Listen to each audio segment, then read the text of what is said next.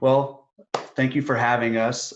Wish we could be down there face to face with everybody, but really appreciate the opportunity to continue this conversation via your webinar series here.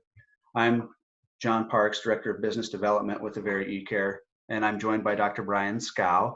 And I'll ask Dr. Skow, I'm just going to run through a few slides here, and then if you can introduce yourself when we pass the microphone over to you, that would be great.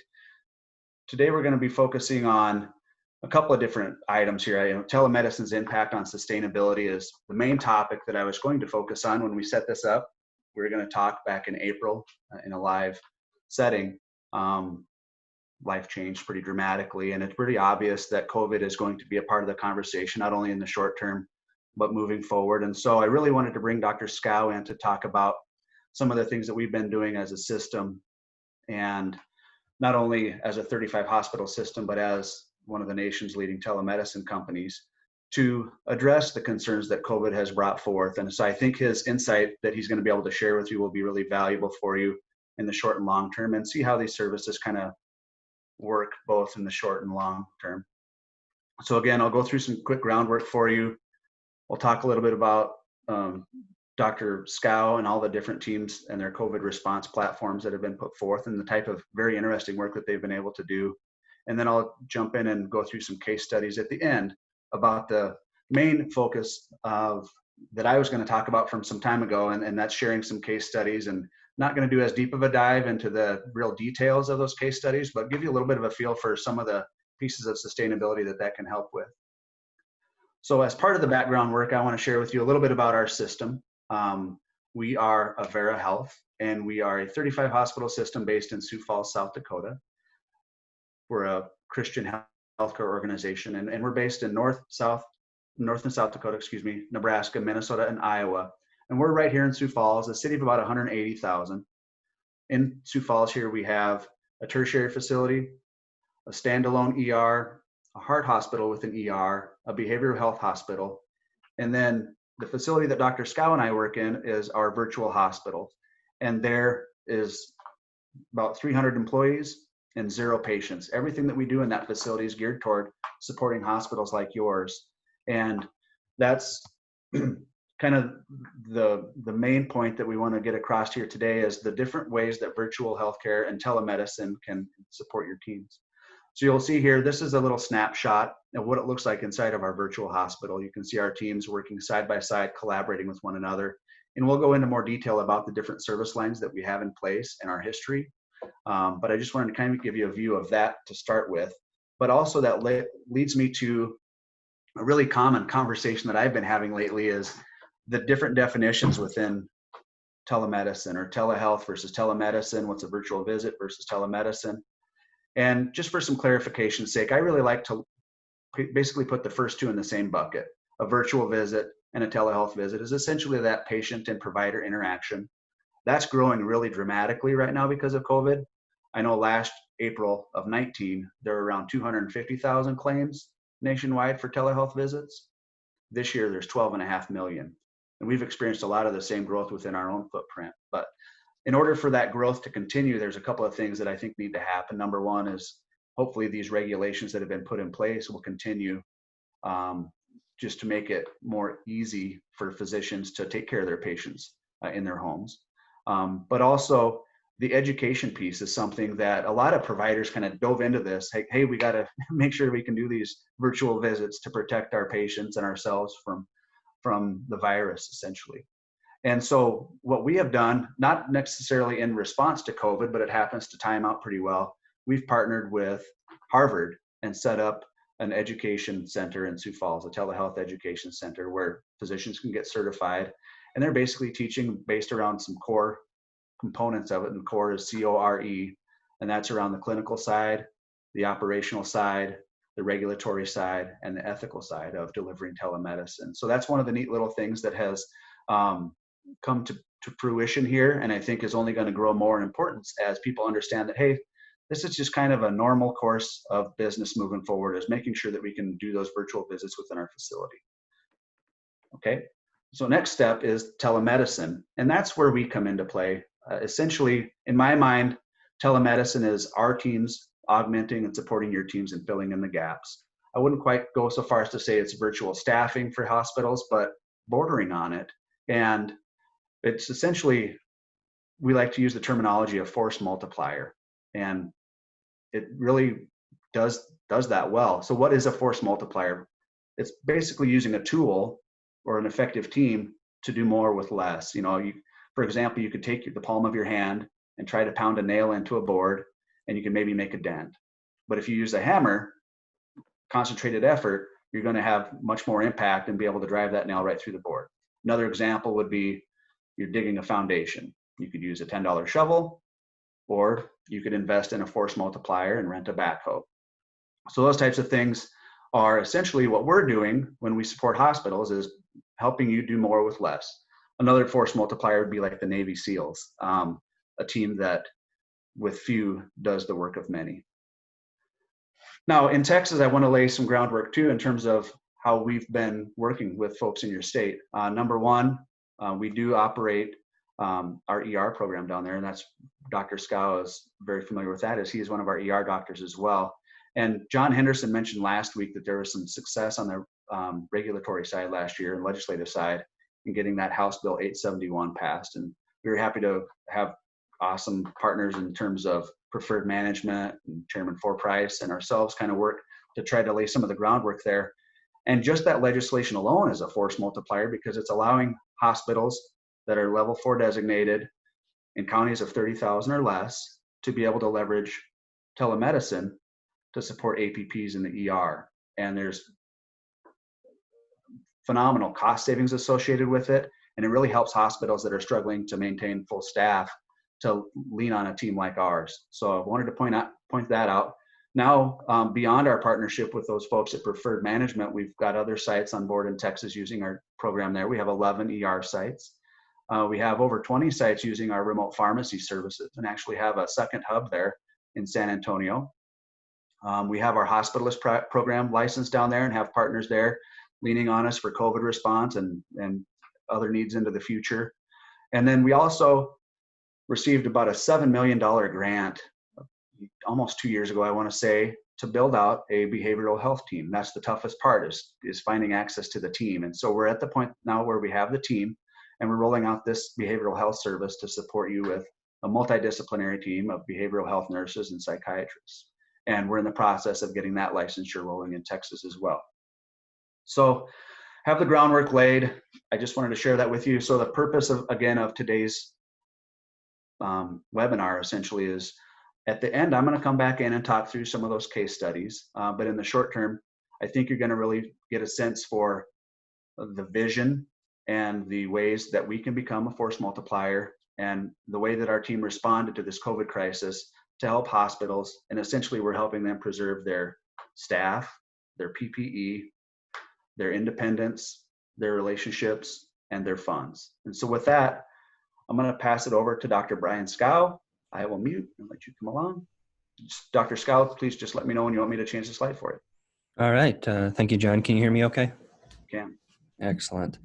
And thank you to Mike and TRHA for putting this together. So I'm Dr. Brian Skow. I'm the Chief Medical Officer of Avera eCARE. I provide oversight to our 10 different service lines. I've been with Avera eCARE over the last 18 years, and that's my role. So go ahead, John, if you want to switch the slide. What I wanted to describe first is just kind of paint you a picture of our virtual hospital and the different services that we provide. Back in 1993, our very first patient consult was a judge who was a cancer patient, and he lived in a remote area. And we were able to do a video consult back then and keep the judge local, and he was able to get care at home. And he avoided a 3-hour transport time. Our consult services are 30 different specialists where we provide clinic-based visits for need for especially rural communities to access those specialists. ICU care started in 2004.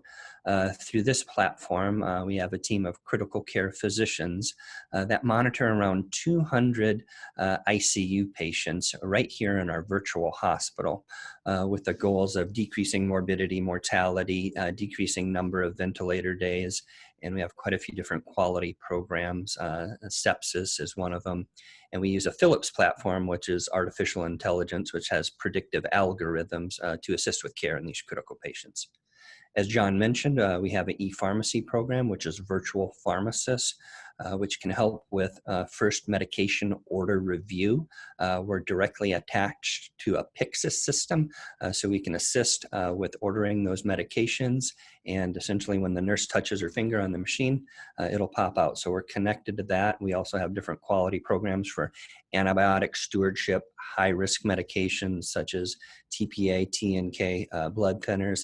And then also our pharmacists, when a patient is discharged home, can review their medications with them virtually. E-Emergency, which we'll get into a little more, is our fastest growing service line. Currently, we're in 15% of critical access hospitals across the nation, and we're staffed by a team of emergency medicine trained docs, ABEM board certified. Senior care is our multidisciplinary approach to long-term care patients. Through our geriatrician-led team, we monitor around 5,000 nursing home beds across approximately 8 to 10 states. And the goal here is keeping seniors in their nursing homes. And we found that when our geriatricians are involved virtually, we can avoid transfers greater than 75% of the time. Because what we found was at 3 a.m., it's sometimes a lot easier, not to work up the patient, but to simply get them transferred to the ER. So what we're able to do is beam in a geriatrician and evaluate them over the camera and attempt to stabilize them and keep them local. We also have pharmacists and psychiatrists on the senior care team that evaluate these patients. Our correctional health program is embedded into the e-emergency program. So we evaluate prisoners virtually and try to keep inmates per se. So over the camera, we can order x-rays, we can help with dermabond, and we can evaluate, do they really need to be transferred, or can we arrange this as a clinic visit? And we found that we can avoid approximately 30% or greater of the transfers when we're involved with the care. School Health initially started as a grant-funded program, and this is a school nurse in more rural communities that might not have access to school nurses available every school day. So this is a big piece, and we have different programs on head injuries, concussion protocols when they fall on the playground, if they need to be transferred, if they need follow-up. Also helping with administrating for diabetics with insulin pumps. So we're finding it's very valuable, and that program is also growing. Avera now is our direct-to-consumer, and what that means is that's caring for patients at home over iPads, phones, or computers for kind of more of the minor ailments like conjunctivitis, sore throat, bronchitis, rashes, UTIs. That's more of just an Avera footprint, mainly in the Midwest. The hospitalist service is one of our newer programs, and what we found was one of the greatest needs was also on the inpatient side.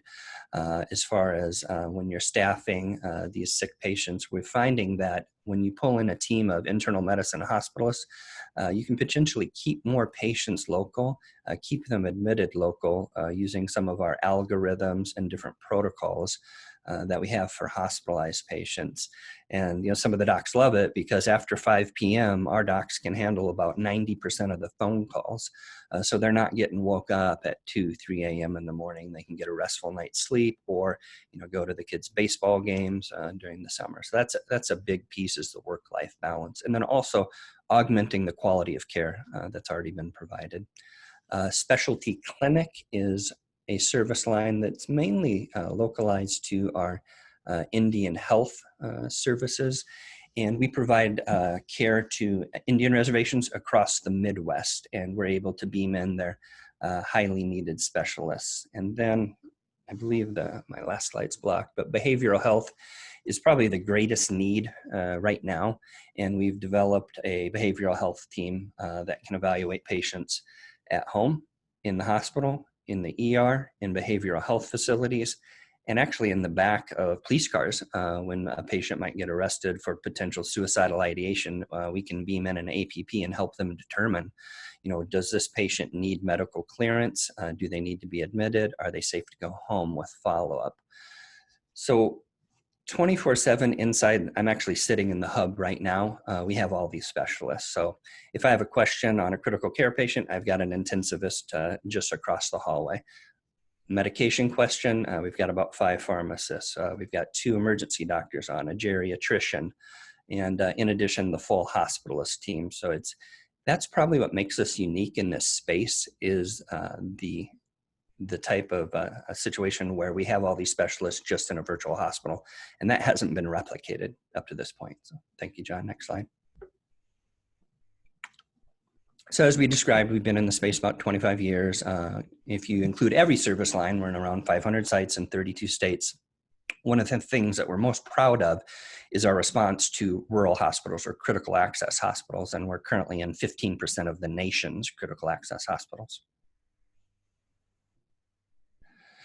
Our COVID-19 response, when COVID hit back in early March, we really ramped up our different service lines, and this is essentially what we did, service line specific. We took over our Ask a Nurse hotline and staffed it with critical care nurses for the purpose of trying to avoid ER visits. And what we were able to do is define if somebody was at high risk. If they were, we could set up a virtual visit at home and keep them at home. And daily, we avoided about 50 emergency department visits through the hotline and then setting up home visits. I'll get into the eCARE emergency response shortly. Our hospitalist service, we were able to actually put iPads in every room on a pole, so we would preserve PPE by being able to virtually round on every patient on the COVID wing. Similar on the ICU side, we increased the number of endpoints, the number of cameras. On our senior care facility, we created specific wings tailored to COVID patients that would isolate them and help to avoid the spread of COVID. Unfortunately, with COVID, we saw a huge uptick, and are still seeing it in depression, anxiety, suicidal ideation. So we were able to ramp up our behavioral health program. And then in addition, on the Indian Health Service side, with their remote location and lack of resources, we were able to also assist them. As I described, our COVID hotline was really key to routing patients to virtual care at home. It's funny, when we shut down our clinics, we had, hundreds of family practice doctors that, were essentially out of work. So really overnight, we went from 10 virtual visits to 1,000 virtual visits, if you can imagine. And that took quite a bit of training. And now we're back to, seeing patients in person, because we got lucky. We didn't have too much of a surge. Created a drive-through testing center where we could test around 300 patients daily. And we actually had a pork plant in town here, Smithfield, that had 1,000 positive. So we stood up a tent testing center where we tested around 3,000 patients over 2.5 days. Next slide. So let's describe our eCARE emergency. To paint you a picture, so if you are familiar with eCARE emergency, we've got an easy button that's on the wall. And with the push of a button, in about 30 seconds, you'll have my face pop up, and then also a critical care nurse to assist with caring for the patient. So the first piece that we can help is augment the quality care that you're already providing. And especially with COVID, we can do this through our most recent evidence-based guidelines for managing COVID patients, which, as you know, can change weekly. Another big piece is nursing documentation. So our nurses can document for your nurses. And what this allows is for your nurses to do what they do best: stay at the bedside and take care of patients. With our cameras, we can even zoom into an IV and get in so close we can see the color of the IV, and we can document, yep, that's a green hubbed IV, 18 gauge in the antecubital fossa. So a lot of times we don't need to ask those questions and interrupt you. We can visualize things that are around the room and document those for you. Another area that we really pride ourselves in is airway management. So the glide scopes, CMAX, King Visions are connected to our system. So when your bedside physicians or APPs are intubating and they look at that 5-inch screen when they're intubating a patient, we can see that in 50 inches of high definition. So we'll go through our pre-flight checklist, making sure we got pre-oxygenation, appropriate medications, backup devices, the patient's positioned correctly. And what we're starting to prove through our research is that when we're involved with intubation, just being essentially the eyes and ears, we can improve the first pass success rate of your intubations. And with COVID, it's been kind of surprising. We're seeing the airways look so much different. Each shift we might do around at least 5, sometimes 10 intubations, or I should say assist with them. And what we're seeing is a lot of secretions, a lot of airway swelling. So by definition, these are difficult airways.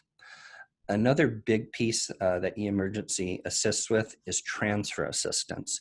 So when you're peppered up, when you got all your PPE on, and it's a sick patient that you know is going to need to go to a higher level of care, we can assist with getting the rotary, the fixed wing, getting you an accepting physician.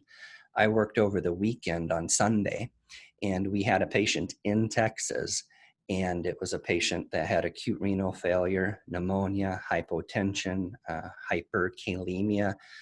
They couldn't get a COVID because it's a 48-hour turnaround, and the patient was sick and needed to be transferred to a high level of care. And it took us 9 different phone calls to find an accepting physician. So while the nurse and the physician were in their full PAPR gear, we were able to do all of that for them. So they didn't have to take off their PAPR or their PPE. And we ended up did get an accepting because, essentially everybody was on diversion this day, and we got lucky. We got the patient into Lubbock. So that's, we're told by our customers or our and the providers that that's a big help to them. And then we will tailor it to what you need. So we ramped up what's called an e-respiratory program. So when you get a patient where you need assistance with settings on BiPAP or high flow nasal cannula, or let's say it's a ventilated patient, we can pull in our respiratory therapist and beam them directly into your room to assist with the settings. And what we're finding is ventilator management is really key with these COVID patients. We're basing it on the most recent ARDS protocols. And it's difficult. Sometimes the settings are settings that we've never used in the past. So having that additional resource, if you have to manage a patient, even for a little while on a ventilator, can definitely be beneficial.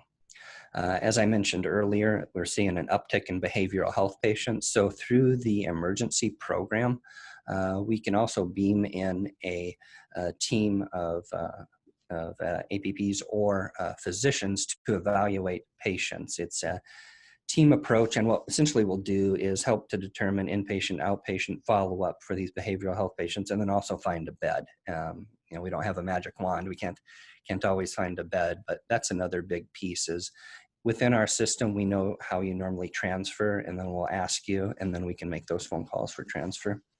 Procedural assistance is also another thing that we'll routinely do. Especially with, like I mentioned, rapid sequence intubation, joint reduction, chest tube placement, central line placement, those types of things. We just, like I said, last weekend when I worked, we had a trauma, and an APP, a fresh graduate, had a major trauma that came in, a bad car accident, and the patient had dislocated ankles, a pneumothorax, and a dislocated shoulder. So within about 30 minutes, we were able to assist as far as the different types of mechanisms to put these in. And she reduced 3 different joints and put a chest tube in that 30-minute time span. And when we called, the accepting physician, they were like, wow, that's impressive that, the APP in a small community essentially completely stabilized the patient before they got to the trauma center.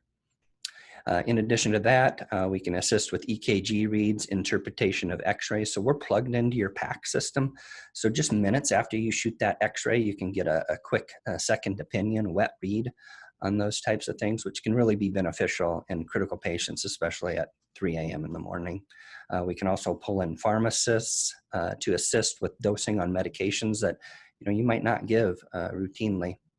Cardiology is another big area where The emergency medicine physicians, daily we see quite a bit of STEMIs, cardiac patients, arrhythmias, cardioversions. So as emergency medicine specialists, we're able to assist with these cardiology patients that are critical and assist to get them transferred when needed. I think you want to go ahead and go to the next slide. So this is really a picture of what our hub looks like. So in front of us, we'll have the camera that's connected to the system, and then we'll have access to EMR if needed, and then also to your PAC system. We have 13 of these stations, and we're staffed with multiple nurses and emergency medicine physicians. We have a team of approximately 15 ABM board certified docs, so we can take quite a few calls at once. Thanks. So I kind of skipped ahead on the slides, but this is what I was describing of how we can assist with these critical COVID patients and how we've really tailored it to this new world of COVID, because we're treating them a lot differently. We're not doing the fluid boluses for sepsis. We don't want to fluid overload them. We want to keep them euvolemic. And as far as Decadron, and what are the meds that you might have locally that can be used to treat? How do you manage the ventilator? Are all new things. And we have an educational center too, where we'll actually do weekly updates, and we'll put these videos in our cloud, and you can get access to them for free CME. And like I said, we're tailoring it to what your needs are. Thanks. This is just an example of one of our COVID-19 checklists for indication for endotracheal intubation and high flow nasal cannula, and in addition, if you'd need to prone them. So this is just an example of the different education that we provide and the sheets that we'll go off of. Thanks.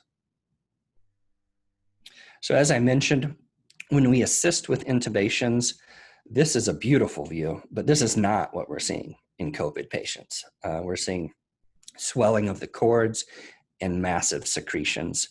So having that second set of eyes and ears, we've seen definitely can make a difference, a life-saving difference in assisting with intubating these COVID patients. Thanks.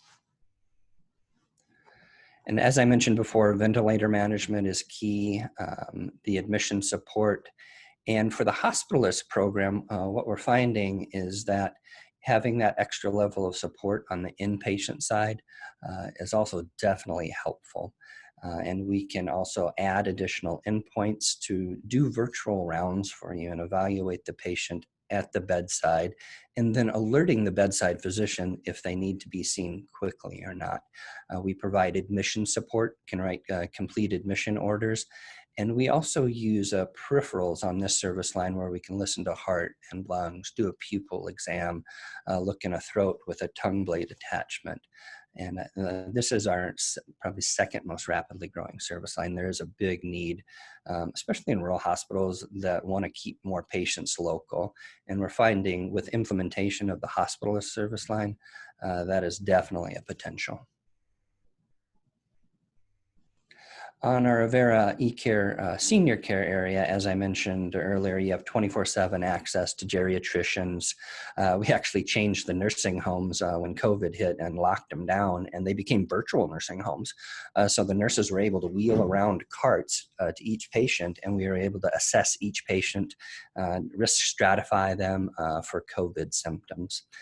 In addition, behavioral health support, advanced care planning. As I mentioned earlier, we created isolation wings within the nursing homes.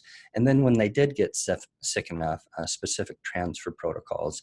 And again, we do use the Tyto care units to perform exams to be able to listen to the heart and lungs. As I mentioned earlier, we do have educational videos within the cloud and really specific to COVID-19. For example, our COVID checklist, we're finding, a lot of times you have to dose paralytics and sedative measures higher. And ketamine and rocuronium are our go-to for that. We have our intubation algorithm, the different ARDS-based tools. And also it's kind of fun, before COVID hit in a lot of our sites, we did quite a few mock scenarios where we're able to, go through, we'll watch you pap her up. We'll make sure you're doing it correctly. Then we'll go through a mock scenario with COVID on airway management. We put together an expert panel of critical care physicians, emergency physicians, pharmacists on COVID management, and did weekly updates. And then we also have PPE instructional videos and conservation tips. And then also service line specific, meaning more on the emergency, hospitalist, ICU, or pharmacy side. So a few of the barriers and difficulties that we've noticed really over the years is staffing, especially for surge, because in a lot of rural facilities, you might have 1 or 2 family practice physicians and APPs. So, when one physician goes down, that is a big hit to the rural communities. Technology costs, also bandwidth challenges in remote areas are also difficult. Our units are actually hardwired fixed units, so they're about 99% reliable. I mean, the one time I can remember it did go down, there was actually a backhoe that was digging in the back of the hospital, and it went down for a little while until it got another cable ran. Reimbursement is actually changing with the CARES Act, actually improved. Essentially, the genie's out of the bottle now. Reimbursement is great. Hopefully, it'll stay that way for a little while. And also patients, their expectations are that they can see virtual physicians. So now the patients are even getting more used to it. So I do feel there will be a greater demand moving forward for virtual care. Licensing and credentialing. So I'm licensed in 16 states and I'm privileged and credentialed in 200 hospitals. So as you can imagine, that's a little bit of a barrier. We're lucky.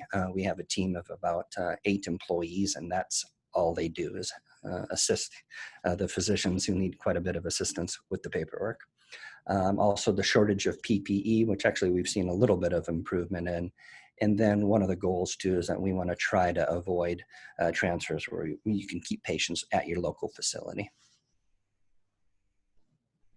And lastly, I just wanted to end with a case that I had. Dolores is her name. That kind of shows, what is the true impact of telemedicine during COVID. So this is Dolores' story. So Dolores is a 75-year-old female. She was actually a snowbird down in Florida and traveled back to Sioux Falls. She got back to Sioux Falls, and unfortunately, she arrived during an ice storm. So when she was at the airport getting out of her car, she slipped, fractured her hip. So she was admitted locally, had her hip fixed, and then she was discharged to the nursing home that you can see in the bottom right corner. Now, this was really early in COVID, and we were just identifying that COVID was that Florida was one of the early hotspots for COVID. So at the nursing home, she made an uneventful recovery. She was actually ready to be discharged home.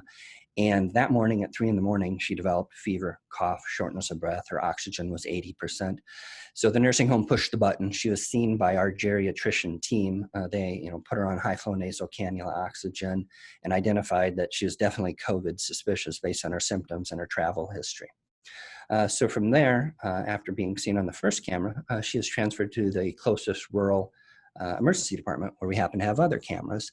And when she came in, she was decompensating quickly. Her SATs had dropped to 60%. She was in respiratory distress. So as I mentioned earlier, she did require rapid sequence intubation. So we were able to assist over the camera, help visualize, and then also go through the appropriate medication management and critical care. So that was the second camera. So we arranged flight services to transfer her to the ICU. You might be getting the picture now. So this was actually the third camera that she was on. So our critical care physicians were able to assist the bedside critical care physicians, especially on the nighttime piece, with managing the ventilator, managing the settings and medications. From the ICU, she actually made a remarkable recovery. She was intubated for 10 days, but she did recover, and she was transferred to the floor where she was seen on her 4th set of cameras through the hospitalist service. She was put into our COVID wing where there is an iPad essentially on an IV pole at the end of the bed. So the hospitalist service was able to do virtual rounds on her and assist with management. From there, she actually went home. And we were able to do daily check-ins with our family practice physicians on her to see how she was doing. We were able to check her oxygen with a pulse oximeter that was connected to our system. And I can tell you Dolores is doing great today. So this story really highlights how telemedicine can impact care, especially on the COVID front in multiple different settings. So thank you.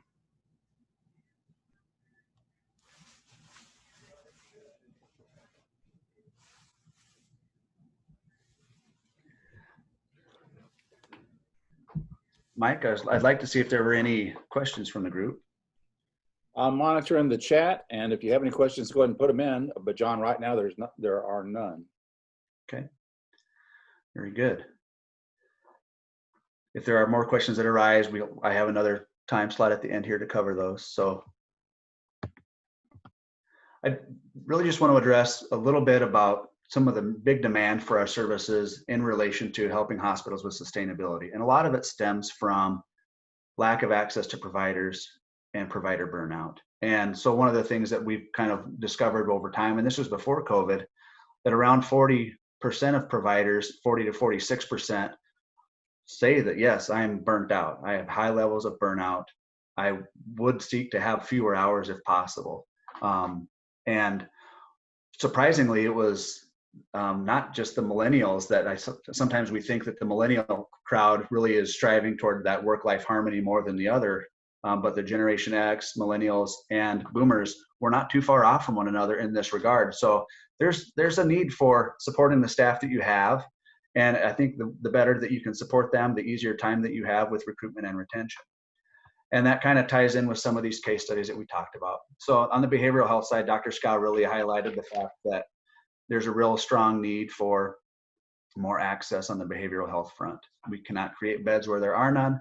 But one of the things that I have some hospitals exploring that I wanted to share with you was that, right now volumes are down, and there's good likelihood that volumes will remain a little lower because of this. And so overall, I would say that because of that, you have to make the most out of each at-bat that you get. Telemedicine can help with that. But also it gives you the opportunity to think, okay, if I have a 25-bed facility and we have some empty space, what can we do? And so we've got hospitals exploring turning some of those beds into an inpatient behavioral health unit, where they feel like they're going to be able to access enough of a team to cover the daytime shift, but they would lean on a service like ours to cover the overnights and weekends. Just one way that, if those hospitals can leverage that, they're going to have a big impact on the financials, but also have a big impact in the community, because there are certainly pockets where there just isn't enough access to the behavioral health teams. I would point out the Kansas Care Collaborative as another little case study here, and then I'm not going to do it justice today, unfortunately, but it's an amazing program where Kansas University has put together this program. And it's about educating that staff and making them more sustainable. And by doing that, making the hospitals more sustainable.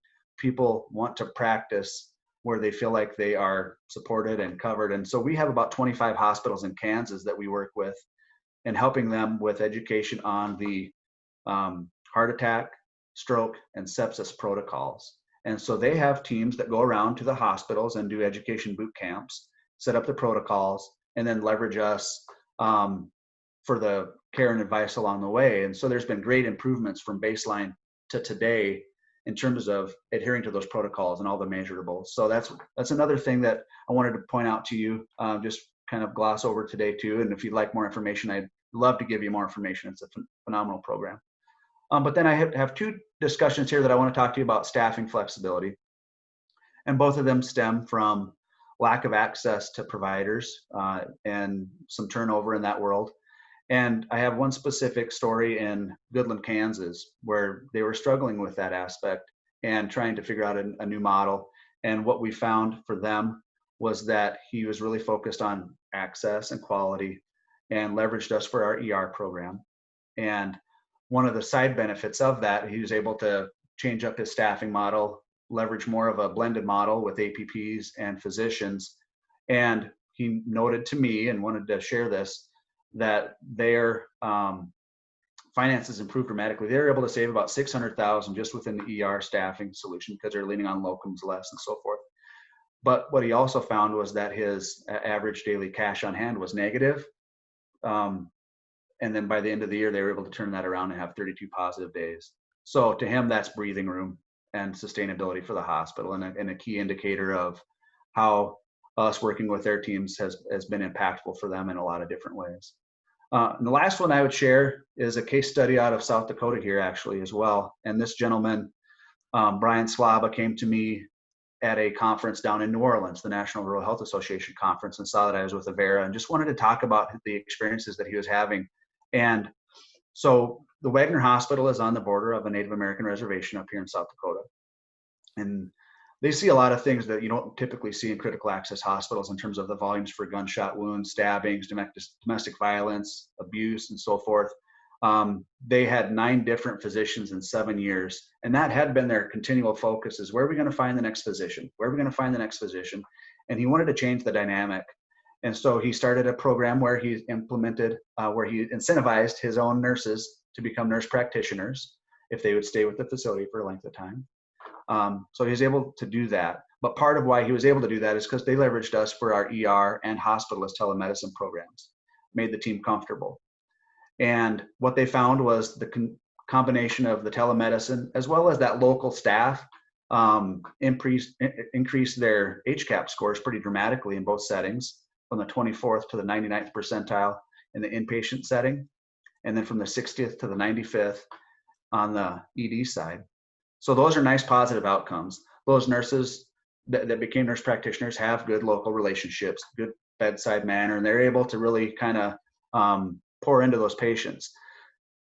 Couple that with a couple of other side benefits is, number one, their average daily census about doubled because of the presence of, and the way they explain it is they have more, the medical director said, I have more confidence in myself and in my team because this program is here to keep more of these patients that we've been sending down the road. And so again, their census about doubled, and that's sustainability.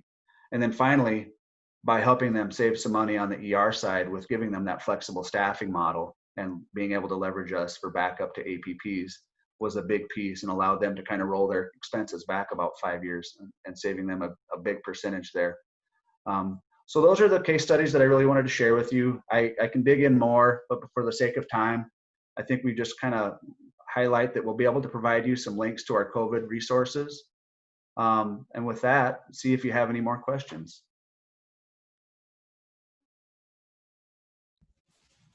John, so what is the latency? So if I'm in a hospital in Texas, it's 2 o'clock in the morning and I've got an emergent situation.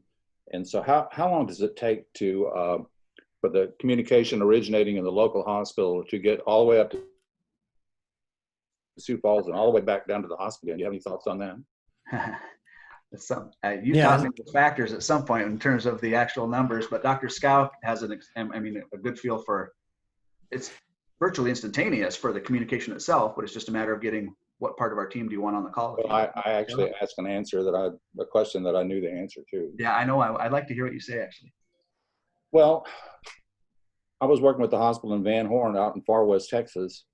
And so we worked very hard to get the connectivity up, because Sioux Falls is a long way from Van Horn. And so that signal would start in Van Horn. As soon as you spoke a word, it zigzags back and forth over these fiber optic lines. It goes to a data center on Stemmons Freeway in Dallas, and then makes its way back and forth to Sioux Falls. Round trip, the amount of time that's allowable, acceptable for that is 50 milliseconds or less. A rattlesnake strike is about 75 milliseconds. So it makes that trip, round trip, faster than a snake can strike. I thought that was pretty impressive. Yeah, I do like that analogy. Yeah, so essentially there's no lag. It's in real time, just like the Zoom call, essentially.